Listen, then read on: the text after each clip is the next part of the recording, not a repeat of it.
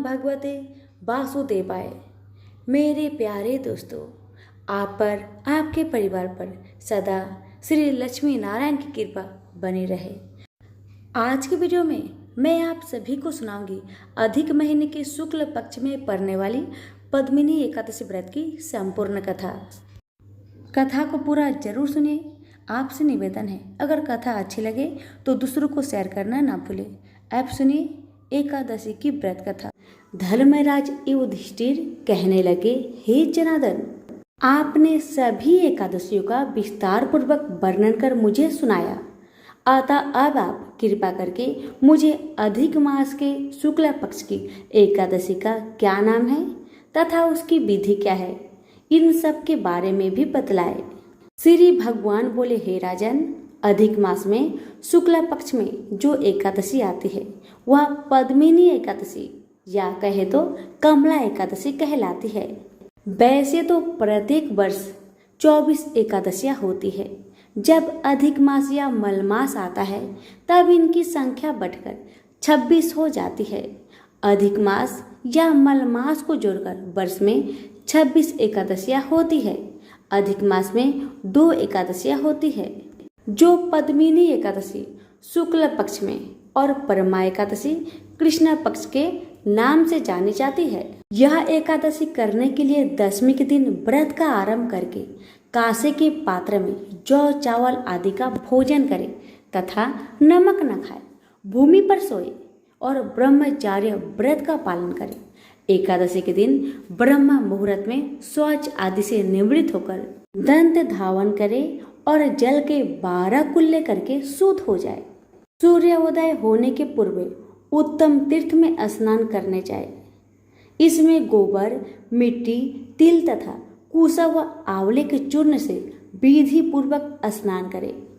श्वेत वस्त्र धारण करके भगवान विष्णु के मंदिर जाकर पूजा अर्चना करे।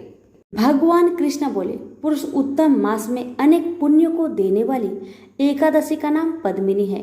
इसका व्रत करने पर मनुष्य कृति प्राप्त करके वैकुंठ को जाता है, जो मनुष्य के लिए भी दुर्लभ है। हे राजन, ध्यान पूर्वक इस कथा को सुनो। पद्मिनी एकादशी व्रत कथा। हे मुनिवर, पूर्व काल में त्रेता युग में हे हय नामक राजा के वंश में कृतवीर्य नाम का राजा महिष्मती पुरी में राज्य करता था। उस राजा की 1000 परम प्रिय स्त्रियां थी, परंतु उनमें से किसी को भी पुत्र नहीं था जो कि उनके राज्य भार को संभाल सके। देवता, पितर, सिद्ध तथा अनेक चिकित्सकों आदि से राजा ने पुत्र की प्राप्ति के लिए काफी प्रयत्न किए, लेकिन सब असफल रहे। तब राजा ने तपस्या करने का निश्चय किया। महाराज के साथ उनकी परम प्रिय रानी, जो इक्ष्वाकु वंश में उत्पन्न हुई, राजा हरिश्चंद्र की पद्मिनी नाम वाली कन्या थी, राजा के साथ वन में जाने को तैयार हो गई।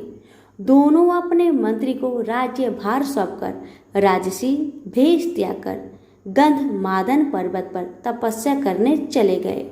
राजा ने उस पर्वत पर 10,000 वर्ष तक तप किया, परंतु फिर भी पुत्र प्राप्ति नहीं हुई। तब पतिव्रता रानी कमल नयनी पद्मिनी से अनुसुईया ने कहा, 12 मास से अधिक महत्वपूर्ण मलमास होता है, जो 32 मास पश्चात आता है। उसमें द्वादशी युक्त पद्मिनी शुक्ला पक्ष की एकादशी का जागरण समेत व्रत करने से तुम्हारी सारी मनोकामना पूर्ण होगी।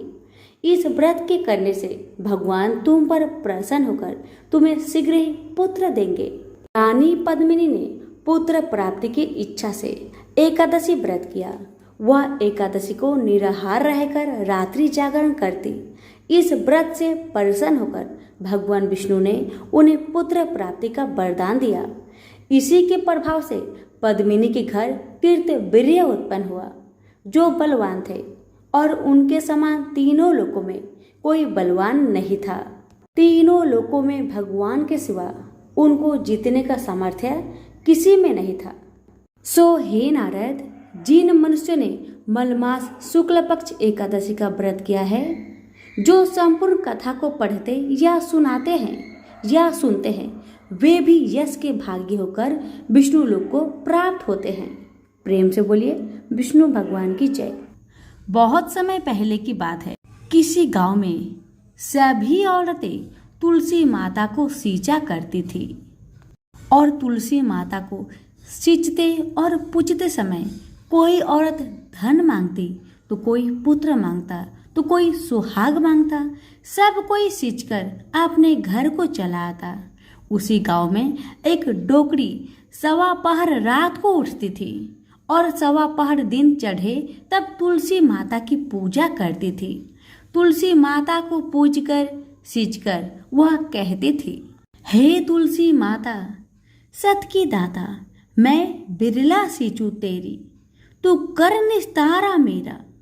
तुलसी माता बहू दीजिए, बेटी दीजिए, पोता दीजिए, लड्डू दीजिए, पीतांबर की धोती दीजिए, गहना दीजिए, घी का घड़ा दीजिए, मीठा मीठा खीर और पूड़ी दीजिए, दाल भात का भोजन दीजिए, धन दौलत दीजिए, बेटा पोता को काम दीजिए, तुलसी का पत्ता दीजिए, मुंह में गंगा जल दीजिए, सूरज जी की साख दीजिए, जल यमुना की नीर दीजिए, 11 को दिन दीजिए, मरु तो बैकुंठ में बास दीजिए, चंदन को दाग दीजिए, मरु तब आप श्री कृष्ण को कांधा दीजिए, हर हर करते बैकुंठ जावे, रोज इतना कहकर आती थी। उस डोगरी की इतनी सारी बातें सुनकर तुलसी माता सूखने लगी। भगवान श्री कृष्ण बैकुंठ से ये सब देख रहे थे। एक दिन भगवान ने सोचा, क्यों ना मैं तुलसी से पूछूं कि तुलसी दिन ब दिन सूखते क्यों जा रही है। सभी औरतें तो रोज आकर उनको जल से सींचा करती है, तो फिर कारण क्या है कि तुलसी सूखते जा रही है। ये सोचकर भगवान श्री कृष्ण तुलसी से पूछते हैं, तुलसी क्या बात है, दिन ब दिन तुम सूखते जा रही हो, क्या कोई बात है, मुझे बताओ। तब तुलसी माता ने भगवान श्री कृष्ण से कहा, प्रभु आप तो मेरे मन की बात मत ही पूछो। तो भगवान बोले कि अगर मैं तुम्हारी मन की बात नहीं पूछूंगा तो कौन पूछेगा। तब तुलसी माता भगवान श्री कृष्ण से कहने लगी कि एक डोगरी माई आती है मेरे पास और रोज इतनी सारी मन्नत मांगती है, मैं उसकी सारी मन्नत को पूरी कर दूंगी, मगर एक मन्नत को पूरा नहीं कर सकती। भगवान ने कहा, ऐसा कौन सा मन्नत है तुलसी जिसे तुम पूरा नहीं कर सकती, मुझे बताओ, शायद मैं तुम्हारा कुछ मदद कर सकूं। अब तुलसी माई कहने लगी, हे भगवान क्या बताओ, ये बूढ़ी माई कहती है जब वो मरे तो उसे कृष्ण का कंधा चाहिए। मैं तो इसकी सभी मन्नत को पूरी कर दूं, पर कृष्ण भगवान का कंधा मैं कहाँ से ला कर दूं भगवान। तब भगवान कृष्ण हंसने लगे और कहने लगे, बस इतनी सी बात, जब बुढ़िया मरेगी तो मैं उसे कंधा देने जरूर आऊंगा। तुम्हारी भक्त की सभी मनोकामना को मैं जरूर पूरी करूंगा। आप चिंता मत कीजिए, आप हरे भरे होकर फूलिए। कुछ दिनों के बाद वह डोगरी रास्ते में ठोकर खाकर कृष्ण भगवान के मंदिर के सामने गिर गई और उसका मौत हो गया। पूरे गांव के सभी लोग आए और डोगरी को सभी लोग धर्मात्मा मानते थे। उसको तुलसी जी की डोगरी कहते थे। उसके परिवार में कोई और नहीं था, इसलिए गांव वालों ने ही उसके अंतिम संस्कार की योजना बनाई और उसे नहलाकर जब बैकुंठी पर बैठाने के लिए उसे उठाने लगे तो उसकी लाश इतनी भारी हो गई कि उसे कोई नहीं उठा पाया। अब ये देखकर सभी लोग तरह तरह के बातें करने लगे कि यह तो इतनी पूजा पाठ करती थी, हर समय माला फेरती थी, इसलिए यह इतनी भारी हो गई है। वह पूरे गांव में चर्चा होने लगा कि डोगरी माई कोई भक्ति नहीं करती थी, यह छल कपट करती थी, जिसे हम धर्मात्मा समझते थे। असल में ये बूढ़ी माई तो महापापी है, जो कि किसी से भी उठ नहीं पा रही है। इधर श्री कृष्ण भगवान ने सोचा, मेरी भक्त की इतनी निंदा हो रही है, इसलिए भगवान ने बूढ़े ब्राह्मण का भेष धारण करके वहां चले आए और वहां पर आकर एकत्रित लोगों से पूछने लगे कि यहाँ इतनी भीड़ क्यों लगाया है आप लोगों ने। तो सभी लोग कहने लगे कि यह डोगरी माई मर गई है, इसीलिए भीड़ लगा है। यह डोगरी माई तो बहुत पापिन है, इसकी लाश इतनी भारी हो गई है कि किसी से उठ नहीं रही। सब उठा उठा कर थक गए, मगर उठने को नाम ही नहीं ले रही है। तब बूढ़ा ब्राह्मण कहने लगे, मुझे एक डोगरी माई के कानों में बात कहने दो, शायद ये उठ जाए। तो सभी लोगों ने कहा, ठीक है, आप भी प्रयास करके देख लीजिए, क्या पता चमत्कार हो जाए। तब भगवान ने डोगरी की कानों में कहा कि हे डोगरी माई देखो, मैं आ गया। और जो डोगरी पूजा करते समय शब्द कहती थी, वह शब्द उनके कानों में कहने लगे, तू बिरला सींचू तेरा, मैं करूँ निस्तारा मेरा। डोगरी माई बहू ले, बेटी ले, पोता ले, लड्डू ले, पीताम्बर की ढोटी ले, गहना ले, घी का घड़ा ले, मीठा मीठा खीर और पूरी ले, दाल भात का भोजन ले, धन दौलत ले, बेटा पोता को काम ले, तुलसी को पत्ता ले, मुंह में गंगा जल ले, 11 के दिन ले, चंदन को दाग ले, श्री कृष्ण का कंधा ले। इतना सुनते ही चमत्कार हो गया, डोगरी माई हल्की हो गई। भगवान ने बोला, आओ अब डोगरी माई को उठाकर देखो, शायद उठ जाए। भगवान ने हाथ लगाया और डोगरी माई उठ गई। सबको आश्चर्य हुआ। डोगरी माई को बहुत धूमधाम से ले गया। भगवान ने उसे अपने कंधे पर ले गए। पूरे गांव में डोगरी की चलावा बहुत ही अच्छा निकला था, जिससे उसको मुक्ति मिल गई और बैकुंठ में चली गई। सभी लोग देखते रह गए। सभी लोगों ने देखा कि मुर्दा घाट तक तो ब्राह्मण साथ ही आया था, लेकिन अब वह कहीं दिखाई नहीं दे रहा, जिससे लोग को समझ में आ गया कि वह भगवान ही आए थे। हे तुलसी माता, जैसे डोगरी माई की मुक्ति कराई, वैसे सबकी भी मुक्ति कराना, सबको भगवान का ही कंधा मिले और सबको स्वर्ग देना। तो सभी प्रेम से बोलिए, तुलसी मैया की जय, श्री कृष्ण भगवान की जय। पौराणिक कथा के अनुसार एक नगर में सेठ सेठानी रहते थे। सेठानी रोजाना भगवान श्री हरि की पूजा भक्ति भाव से किया करती, लेकिन सेठानी का पूजा करना उसके पति को बिल्कुल पसंद नहीं था। इस कारण एक दिन सेठ ने उसे घर से निकाल दिया। सेठानी घर से निकलकर जंगल की ओर चल दी। रास्ते में सेठानी ने देखा कि जंगल में 4 आदमी मिट्टी खोद रहे हैं। ये देखकर सेठानी ने उनसे बोला कि आप लोग मुझे किसी काम पर रख लो। सेठानी के कहने पर उन्होंने सेठानी को नौकरी पर रख लिया, लेकिन सेठानी बहुत कोमल थी, इस वजह से उसके हाथ पर छाले पड़ गए। यह देख 4 आदमी ने सेठानी से काम छोड़ने की बात कही। उन्होंने कहा कि इसकी जगह तुम हमारे घर का काम कर दो। सेठानी के मान जाने पर वे उसे अपने घर ले गए। वहां वे 4 आदमी 4 मुट्ठी चावल लाते और उसे बांटकर खा लेते। ये देख सेठानी को बहुत बुरा लगता। इसे देख सेठानी ने उन 4 आदमी को 8 मुट्ठी चावल लाने को कहा। सेठानी की बात मानकर 4 आदमी 8 मुट्ठी चावल लाए। इन चावल का सेठानी ने भोजन बनाया और भगवान विष्णु को भोग लगाकर सभी आदमियों को परोस दिया। इस बार 4 आदमियों को भोजन बहुत ही स्वादिष्ट लगा और सेठानी से खाने की तारीफ करते हुए इसका राज पूछा। तो सेठानी ने कहा कि ये भोजन भगवान विष्णु का जूठा है, इसी वजह से ये बहुत स्वादिष्ट लग रहा है। उधर सेठानी के जाने के बाद सेठ भूखा रहने लगा। आसपास के लोग उसे ताने मारने लगे कि ये पत्नी के वजह से ही खा रहा था। लोगों की बातें सुनकर सेठ सेठानी को जंगल में देखने निकल गया। रास्ते में उसे वही 4 आदमी मिट्टी खोदते हुए दिखाई दिए। सेठ ने उन्हें कहा, तुम मुझे काम पर रख लो। तब 4 आदमी ने उसे भी काम पर रख लिया।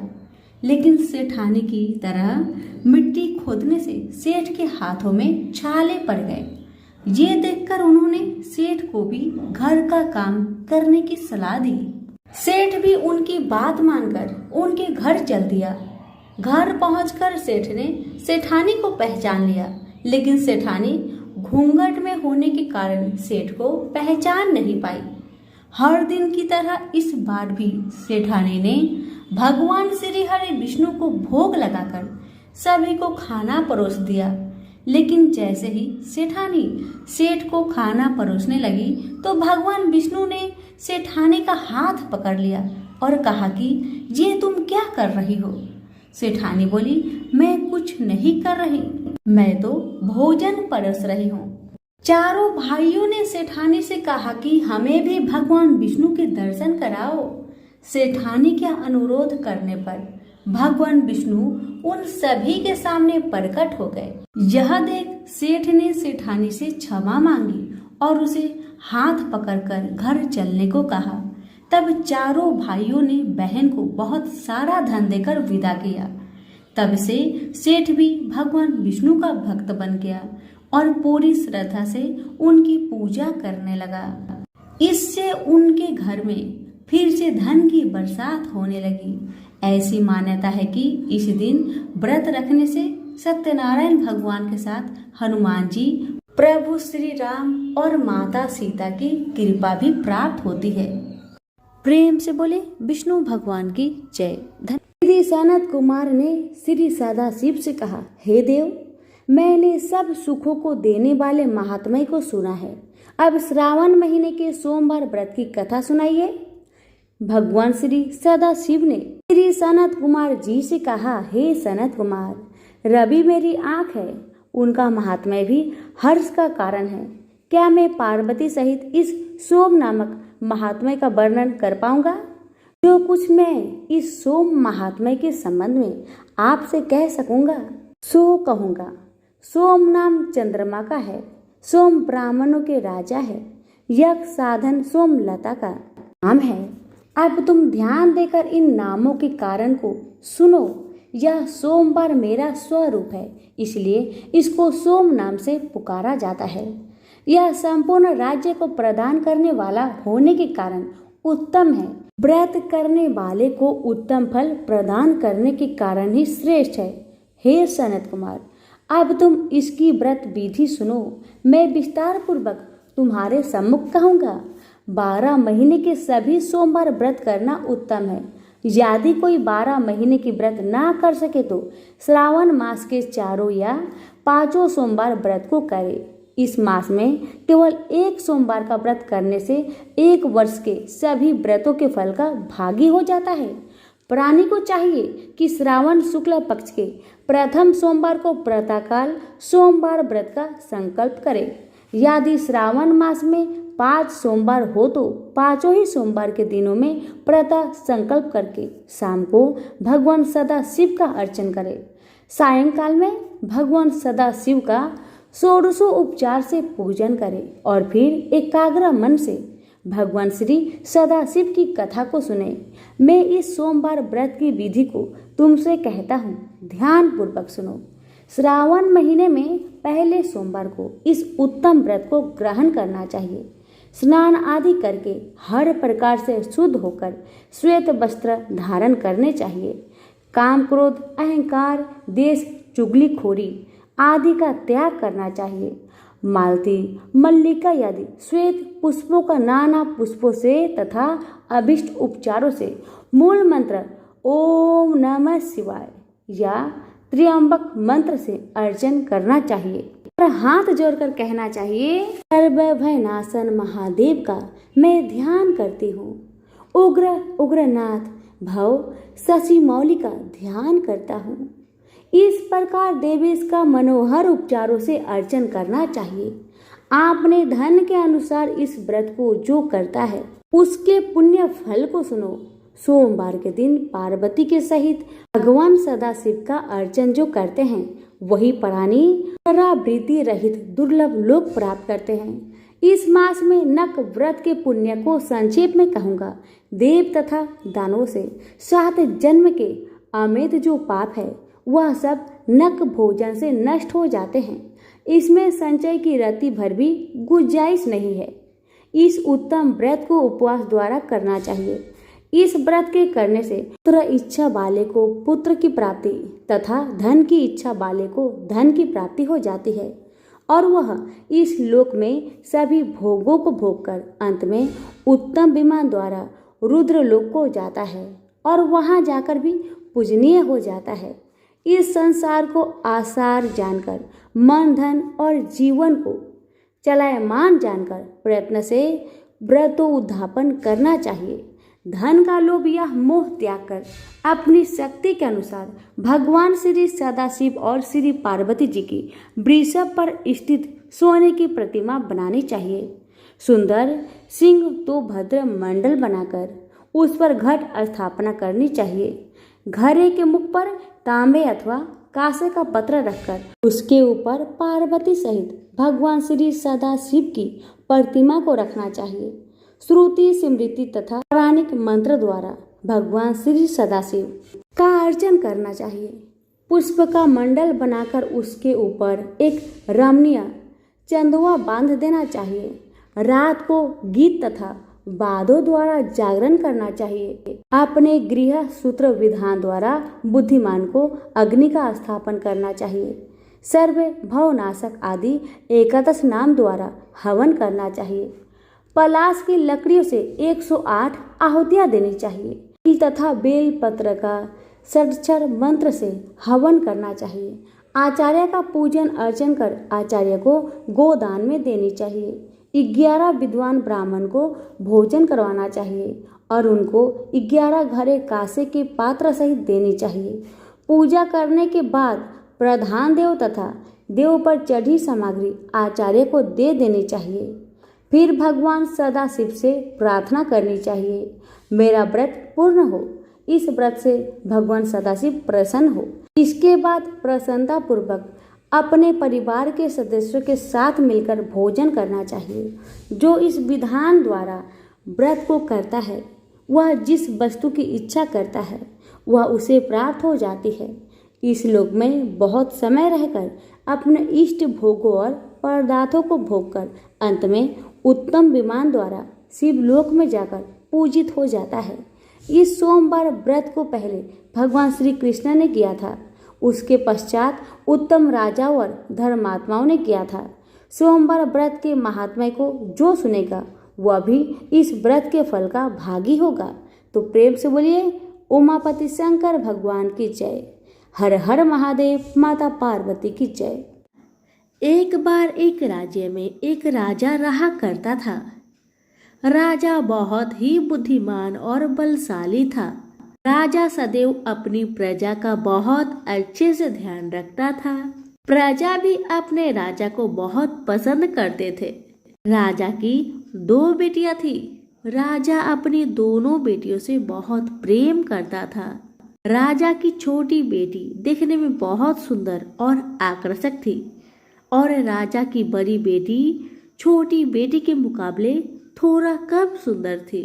राजा की छोटी बेटी 11 माता का पूजा किया करती थी और सभी लोग राजा की छोटी बेटी से बहुत प्रेम करते थे और बहुत प्रशंसा किया करते थे। राजा भी अपने छोटी बेटी को बड़ी बेटी से अधिक प्रेम करता था, जिस कारण राजा की बड़ी बेटी को अपनी छोटी बहन से बहुत नफरत होने लगा। राजा की दोनों बेटियां जब बड़ी हो गई तब एक पड़ोस राज्य में रहने वाला राजकुमार राजा की बड़ी बेटी के लिए रिश्ता लेकर आया। लेकिन जैसे ही उस राजकुमार की नजर राजा की छोटी बेटी पर पड़ी तो वह राजकुमार राजा की छोटी बेटी पर आकर्षक हो गया और उसे पहली नजर में ही उससे प्रेम हो गया। उस राजकुमार ने राजा की बड़ी बेटी के साथ विवाह करने के लिए मना कर दिया और उसने राजा से कहा कि मैं आपकी छोटी बेटी से विवाह करना चाहता हूँ। इसके बाद राजा की बड़ी बेटी यह देखकर अपनी छोटी बहन से बहुत क्रोधित हो गई और राजा की बड़ी बेटी ने अपनी छोटी बहन को अपना सबसे बड़ा दुश्मन मान लिया।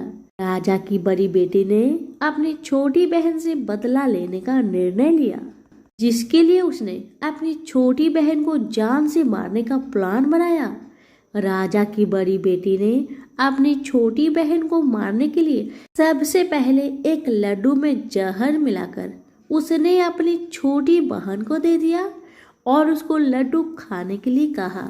छोटी बहन ने लड्डू खा भी लिया, लेकिन चमत्कार देखिए, 11 माता की कृपा से छोटी बहन का एक बाल भी बाका न हुआ।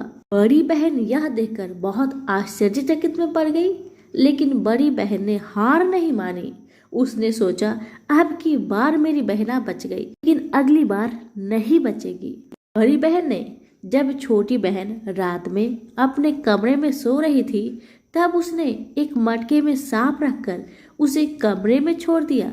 इन 11 माता के चमत्कार से, उनकी कृपा से छोटी बहन को कुछ नहीं हुआ। जब बड़ी बहन ने देखा कि मेरी छोटी बहन सही सलामत है, तो उसने फिर एक चाल चली। उसने अपनी बड़ी बहन को कहा कि चलो कुएं से पानी भर के लाते हैं। अब तो दोनों बहन मिलकर कुएं के पास जाते हैं। बड़ी बहन ने कहा, बहन तुम कुएं के पास चलो, पानी निकालो। जैसे ही बहन कुएं के पास गई, बड़ी बहन ने छोटी बहन को कुएं में ढकेल दिया। लेकिन 11 माता का लीला देखिए, तब भी छोटी बहन को कुछ भी नहीं हुआ। बड़ी बहन बार बार असफल होती रही, क्योंकि 11 माता छोटी बहन की रक्षा कर रही थी। तो बड़ी बहन का हर प्रयास असफल हो रहा था, इसलिए बड़ी बहन बहुत क्रोधित होती जा रही थी। फिर उसने अपनी छोटी बहन के पास जाकर उससे खुद पूछा कि मेरी छोटी बहन, तुमको पता है भगवान ने सबकी मृत्यु एक निश्चित समय पर लिखी हुई है, और कैसे तुम्हारी मृत्यु होगी क्या तुम जानती हो? तब छोटी बहन ने अपनी बड़ी बहन को बताया कि हाँ, मैं तो जानती हूँ मेरी मृत्यु कैसे होगी। छोटी बहन से यह सुनकर बड़ी बहन मन ही मन बहुत प्रसन्न होने लगी, और उसने अपनी छोटी बहन से कहा कि तुम मुझे अपनी मृत्यु की राज बताओ। छोटी बहन तो दिल की बहुत अच्छी थी। उसने अपनी मृत्यु का सारा कारण अपनी बहन को बताना शुरू किया कि मेरी मृत्यु तो एक तोते में है। जो तोते के गले में एक हार है, उससे मेरी मृत्यु होगी। अब तक कोई भी व्यक्ति तोते को मारकर वह हार अपने गले में पहनेगा तो मैं मूर्छित हो जाऊंगी, और जैसे ही उस हार को अपने गले से उतारेगा मैं वापस से जीवित हो जाऊंगी। अपनी छोटी बहन की मृत्यु की राज जानकर बड़ी बहन बहुत ही खुश हो गई, और उसने अपनी छोटी बहन को मारने के लिए उसके पालतू तोते को ढूंढना शुरू कर दिया। और छोटी बहन को इस बात का आभास हो गया था कि कोई उसकी जान लेना चाहता है, जिसके लिए वह अपने पिताजी के पास गई और उसने अपने पिताजी से कहा कि पिताजी, मेरी मृत्यु के बाद आप मुझे जलाइएगा मत, बल्कि आप मुझे अपनी पुरानी वाली हवेली में एक पलंग में लिटाकर छोड़ दीजिएगा। अपनी छोटी लड़की की यह बात सुनकर राजा बहुत आश्चर्य में पड़ गया। राजा ने अपनी छोटी बेटी से पूछा, बेटी तुम ये क्या कह रही हो? तब राजा की छोटी बेटी ने बताया, पिताजी समय किसी के लिए नहीं रुका है, कब क्या हो जाए किसी को कुछ पता नहीं। और फिर राजा ने अपनी बेटी से कहा कि तुम ऐसी बातें क्यों कर रही हो? 2-3 दिन के बाद तुम्हारा विवाह है। लेकिन छोटी बेटी ने अपने पिताजी को ऐसा करने पर मजबूर कर दिया और उसने वचन ले लिया। राजा ने भी अपनी छोटी बेटी की बात स्वीकार कर ली, और 2-3 दिनों के बाद जब शादी का समय आया, तब राजकुमार बारात लेकर राजा के घर आया, और राजकुमार और राजा की छोटी बेटी का विवाह शुरू हो गया। जैसे ही राजा की छोटी बेटी राजकुमार के साथ फेरे लेना शुरू करती है, तो उसकी बड़ी बहन अपनी छोटी बहन के कमरे में जाकर उसके तोते को पकड़ लेती है और उसको जान से मार देती है। तोते के गले में जो हार था उसको अपने गले में धारण कर लेती है। जैसे ही बड़ी बहन उस हार को अपने गले में धारण करती है, तो उधर छोटी बहन 3.5 ही फेरे ले पाती है और वहीं पर बेहोश होकर गिर जाती है। जिसके बाद राजा ने बड़े बड़े वैद्य हकीमों को बुलाया और अपनी छोटी बेटी का इलाज करने के लिए कहा। राजा की बात सुनकर वैद्य ने छोटी बेटी को चेक किया तो राजा को बताया कि आपकी छोटी बेटी ना तो जीवित है और ना ही मरी हुई है। यह मैं पहली बार देख रहा हूँ। राजा ने वैद्य और हकीम को यह बात बाहर बताने से मना कर दिया और उनको कहा कि अगर तुमने यह बात किसी को बाहर बताई तो हम तुम्हें फांसी दे देंगे। राजा ने अपनी छोटी बेटी को पुराने महल में जाकर एक पलंग में लिटा दिया जैसे उनकी बेटी ने उनसे कहा था और वहां पर कुछ सैनिकों तैनात कर दिया। वापस अपने महल में आ गए। राजा की बड़ी बेटी अपने पिताजी के पास आई और कहने लगी कि पिताजी, अगर यह शादी संपन्न नहीं हुई तो आपकी इज्जत का क्या होगा। आप कहे तो मैं आपकी इज्जत बचाने के लिए राजकुमार से शादी करने के लिए तैयार हूँ। इसके बाद राजा ने अपनी बड़ी बेटी की बात मान ली और राजा ने बड़ी बेटी को छोटी बेटी की कपड़े पहनाकर मंडप पर भेज दिया। लेकिन राजकुमार यह जान गया कि यह राजा की छोटी बेटी नहीं बल्कि बड़ी बेटी है।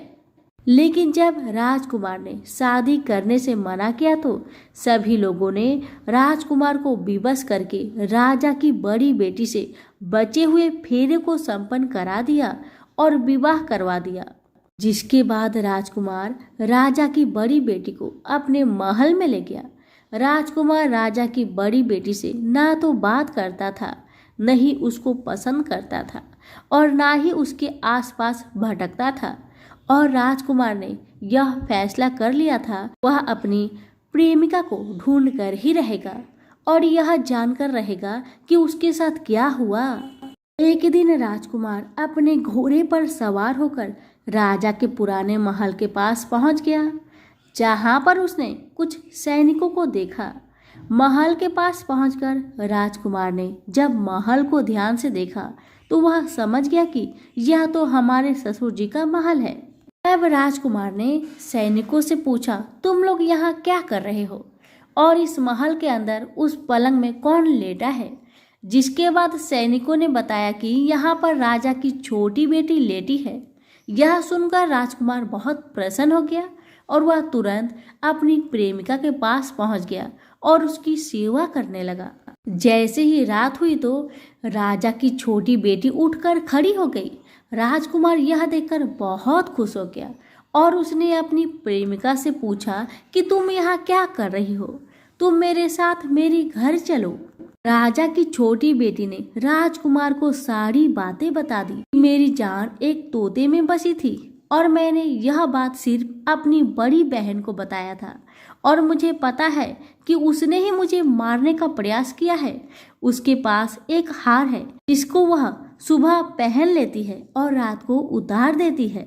जब तक वह हार को पहने रहती है तब तक मैं मूर्छित रहती हूँ और जैसे ही वह हार को उतार देती है तो मैं जीवित हो जाती हूँ। और जब तक मेरी बड़ी बहन के पास वह हार है तब तक मैं ऐसे ही जीवित और मूर्छित होती रहूंगी।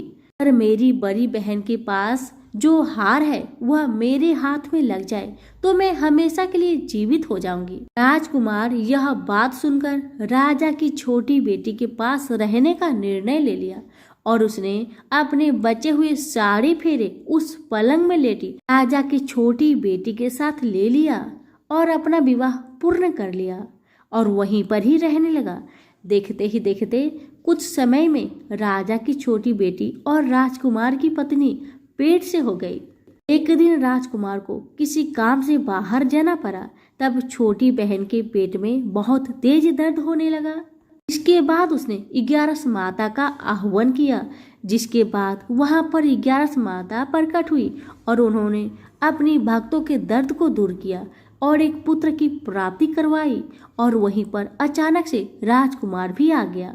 राजकुमार ने 11 माता को देखा तो वह आश्चर्यचकित हो गया और उसने तुरंत माता को प्रणाम किया और 11 माता ने राजकुमार से कहा कि जब तुम्हारा बेटा 5 वर्ष का हो जाए तो तुम अपनी पत्नी का हार लाकर इसके गले में डाल देना। और देखते ही देखते राजकुमार और राजा की छोटी बेटी का पुत्र 5 वर्ष का हो जाता है। तो राजकुमार अपने बेटे से कहता है कि बेटा, मैं कुछ काम से बाहर जा रहा हूँ, तुम अपनी माता का ध्यान रखना, और वहां से चला जाता है। राजा को बाहर निकलता देख बड़ी बहन के सैनिक देख लेते हैं और बड़ी बहन को जाकर सारी बात बता देते हैं, जिसके बाद बड़ी बहन अपनी छोटी बहन के पुत्र को वहां से उठवा लेती है और उसको मरवा देती है। छोटी बेटी के पुत्र के 2 टुकड़े करवा देती है। पहला टुकड़ा चक्की के पास छुपा देती है और दूसरा टुकड़ा अपनी पलंग के नीचे रख देती है। अब 11 माता भिखारी का रूप लेकर आती है। एक भिखारी का रूप रखकर बड़ी बहन के पास चली जाती है, जिसके बाद वहां से भिक्षा मांगने लगती है। बड़ी बहन अपने नौकरों से कहती है कि जाकर भिक्षा दे दो, लेकिन जैसे ही नौकर 11 माता को भिक्षा देने के लिए आते हैं तो माता उन्हें मना कर देती है और कहती है कि मैं तुम्हारी महारानी से ही भिक्षा लूंगी। जिसके बाद बड़ी बहन स्वयं ही भिक्षा देने के लिए माता के पास आती है। तब माता एक बिल्ली का रूप लेकर उसके कमरे में चली जाती है और वहां पर छोटी बेटी के पुत्र के दोनों टुकड़े को वापस में जोड़ देती है और उसे जीवित कर देती है।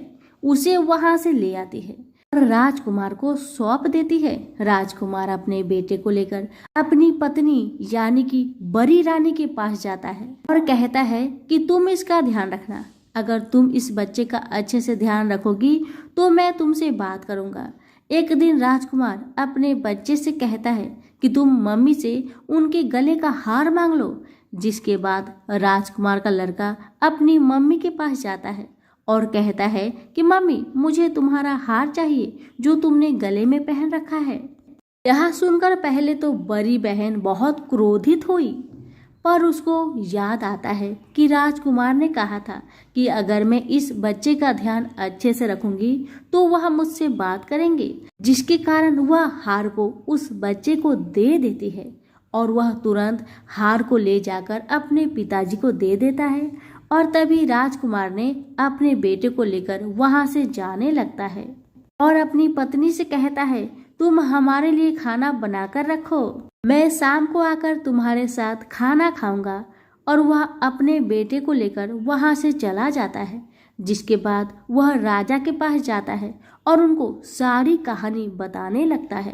राजा अपनी बड़ी बेटी की यह करतूत सुनकर बहुत क्रोधित होता है और अपनी परवरिश पर ही दोष देने लगता है और राजकुमार को अपनी छोटी बेटी के साथ रहने के लिए आदेश देता है। कहते हैं कि जो भी भक्त 11 माता की व्रत श्रद्धा पूर्वक करता है, उनकी कथा का श्रवण करता है, उनकी सभी कष्टों का हरण खुद माँ करती है।